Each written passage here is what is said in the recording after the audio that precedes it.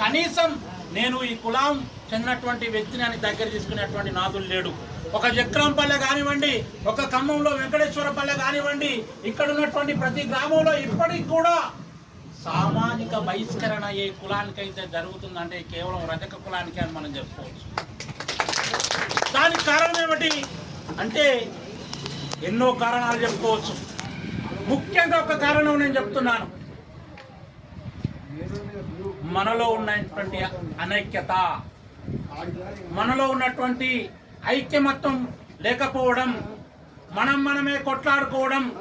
మొన్నటికి మొన్న కూడా కొంతమంది పెద్దవాళ్ళు ఏమనుకుంటున్నారు, వీళ్ళు తలకాయల కాడ కాళ్ళ కాడ పివుల కాడ కొట్లాడుకుంటారు తప్ప రాజకీయం దగ్గరికి వస్తే వీళ్ళు అసలు రాజకీయం దగ్గరికే రారు అనేటువంటి ఆలోచన తీసుకొచ్చిందంటే, ఒక్కసారి మనం తెల్ల బట్టలు వేసుకున్నాం, తెల్లగా ఉన్నాం, వాళ్ళకన్నా గొప్పగా బలంగా ధైర్యంగా ఆర్థికంగా సామాజికంగా మనం ఉన్నాం. కానీ మరి మనలో అనైక్యత ఎందుకు కొరబడుతుందో ఒక్కసారి మనం ఆత్మ పరిశీలన చేసుకోవాలి మిత్రులారా.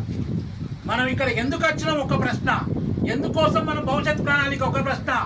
మనం త్యాగాలు, కొంతమంది అంటున్నారు కాంశీరామ్ చూడండి ఉత్తరప్రదేశ్, ఒక మీ ఇప్పుడు చెప్తున్నాడు సోదరుడు మందకృష్ణ మాధవ్ చూడండి, 30 సంవత్సరాలు కాలికి బట్ట కట్టకుండా కష్టపడేటువంటి ఆ యొక్క అన్న ఈరోజు ఇవాళ మాదిగ జాతి మొత్తం వెన్నెలలో పొగుడుతుంది అతన్ని.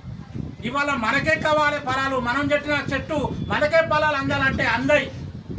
గుర్తుపెట్టుకోండి, మీరు ఒక మార్గాన్ని నిర్దేశించారు, ఒక నడివంటి సీనన్న, ఒక గోపన్న, ఎందులో ఇంకా మిగతా ముందున్నటువంటి యొక్క సంఘాలు ఉన్నటువంటి పెద్దలు కూడా వాళ్ళ యొక్క క్షేమం కోసం కాదు, జాతి ప్రయోజనాల కోసం మంచోడో చెడ్డోడో మరి ఎవరో ఒక లైన్ అయితే ఒక దారి అయితే పట్టుకొని పోతున్నారు. రజక సమాజం ఉంది అనేటువంటి ఒక పేరైతే తీసుకొస్తున్నారు.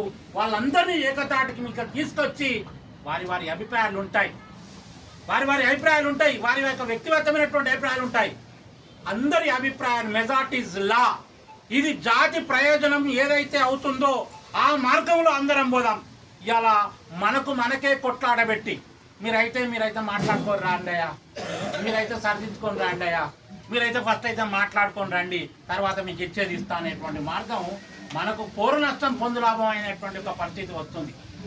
అంటే ఒక సమాజం సంఘాన్ని బలోపేతం చేసేటువంటి క్రమంలో మన ఆలోచన విధానం, మన మార్గం, మన లక్ష్యం ఒక్కటై ఉండి ముందుకు పోయేటువంటి ప్రయత్నంలో తప్పనిసరిగా అన్ని సంఘాలు మీరు ఏకతాటి మీదుగా తీసుకొచ్చి, ఇప్పుడు నేను మొన్న 3వ మహాసభకు గోపన్న ఫోన్ చేసి అన్ని సంఘాలతోటి అవినావ సంబంధం ఉంది నేను చెప్తున్నాను.